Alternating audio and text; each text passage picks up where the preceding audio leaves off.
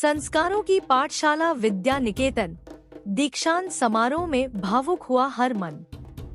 कुशलगढ़ विद्या निकेतन माध्यमिक विद्यालय के सभा कक्ष में गुरुवार को कक्षा 10वीं के विद्यार्थियों का दीक्षांत समारोह गरिमामय व भावनात्मक वातावरण में संपन्न हुआ। कार्यक्रम का शुभारंभ मां सरस्वती व भारत माता के चित्र पर हिमालय अर्पण कर दीप प्रज्वलन से हुआ। मुख्य अतिथि खंड प्रचारक पवन भाई साहब ने संस्कार, अनुशासन व लक्ष्यबद्ध जीवन पर प्रेरक उद्बोधन दिया। विद्यालय प्रबंध समिति के सचिव दिग्पाल सिंह राठौड़ ने बोर्ड परीक्षा को आत्मविश्वास की परीक्षा बताते हुए नियमित अध्ययन व सकारात्मक सोच पर बल दिया। संस्था प्रधान कैलाश राव ने विद्या निकेतन को संस्कारों की पाठशाला बताते हुए पूर्व छात्रों की उपलब्धियों का उल्लेख किया। विशिष्ट अतिथि समाज सेवी व पत्रकार ललित गोलेछा ने विद्यालय के गौरवशाली इतिहास, पूर्व छात्रा मोनिका अग्रवाल, अमेरिका अशोक अग्रवाल तथा लंदन में कार्यरत पूर्व छात्रा का भावुक प्रसंग साझा किया और स्वर्गीय प्राचार्य सुभाष पांचाल को श्रद्धांजलि अर्पित की। समारोह में विद्यार्थियों पुष्पराज भोई व धर्मेंद्र कटारा ने अपने जीवन लक्ष्य साझा किए। अतिथियों द्वारा तिलक, उपरणा व स्मृति चिन्ह देकर विद्यार्थियों का सम्मान किया गया। कार्यक्रम का सुसंगत संचालन रूप सिंह लबाना ने किया तथा समापन उज्जवल भविष्य की मंगल कामनाओं के साथ हुआ। कार्य करते हैं हमारी प्रबंध समिति के माननीय सदस्य। आज के दिन इस समारोह में आप उपस्थित हुए, मैं आपका स्वागत अभिनंदन करता हूँ। दीक्षांत समारोह केवल कक्षा अगली में जाने के लिए निमित्त है। विद्यालय से उनका दीक्षांत नहीं हो रहा है। आप समय समय पर विद्यालय में पधारें।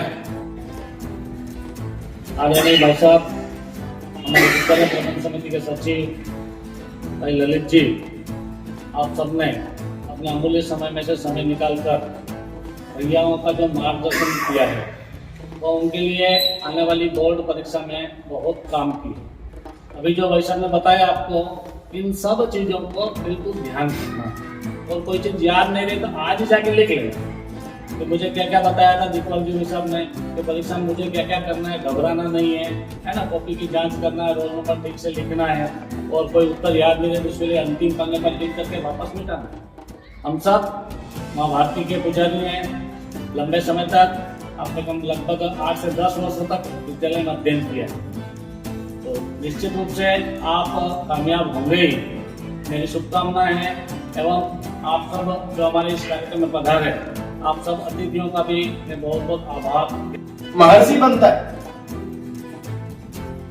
तो हम भी अपने जीवन में लक्ष्य लें। उस लक्ष्य को प्राप्त करने के लिए चिंताओं से मुक्त होकर के चिंतन की ओर बढ़ते हुए अपने लक्ष्य को प्राप्त करें। ये एक विद्यालय एक नदी है कि जिस नदी में हमको कक्षा 1 से बहना है और अंतिम तक बहना है, क्योंकि जब तक हमें शिक्षा प्राप्त करनी। वैसे नदी में कोई बहता है पानी के साथ साथ, तो वो अंतिम लक्ष्य तक जब पहुंचता है वो पानी के साथ बहता रहता है, लेकिन जब ही वो सोच लेता है कि मैं इस पानी से अलग होकर के कहीं ना कहीं ऐसे अड़जाड़ों में फंस जाता है, वो अपनी जिंदगी को वहीं नष्ट कर लेता है। उसका आगे बढ़ने का समय नहीं करने को तैयार हो जाते हैं। वैसे ही विद्यार्थी बनकर के हम इस विद्या को अर्जन करने वाले विद्यालय के परिवार के एक सदस्य बनकर के हमारे लक्ष्य जो है, जिस प्रकार के हमें लक्ष्य प्राप्त करने हैं, जरूरी नहीं है सरकारी नौकरी प्राप्त करनी एक लक्ष्य होता है। हम विद्या अर्जन कर रहे हैं, सिर्फ सरकारी नौकरी के लिए नहीं कर रहे हैं। स्व आधारित भी बहुत सारे विषय होते हैं। हम खुद भी रोजगार देने वाले बनेंगे, ऐसा भी हम बन सकते। हम सिर्फ रोजगार प्राप्त कर रहे हैं, सरकारी नौकरी प्राप्त करनी है ऐसा नहीं। तो हमारा उद्देश्य सरकारी नौकरी देने वाले भी बन सकते हैं, अन्य कई प्रकार के रोजगार देने वाले बन सकते हैं, ऐसा लक्ष्य हमारा होना चाहिए। माँ जो होती है सबसे पहली गुरु होती है। शिक्षा तो हमारी जब से शुरू हो जाती है क्या करने के लिए रब का खास करके विज्ञान और गणित के लिए उनको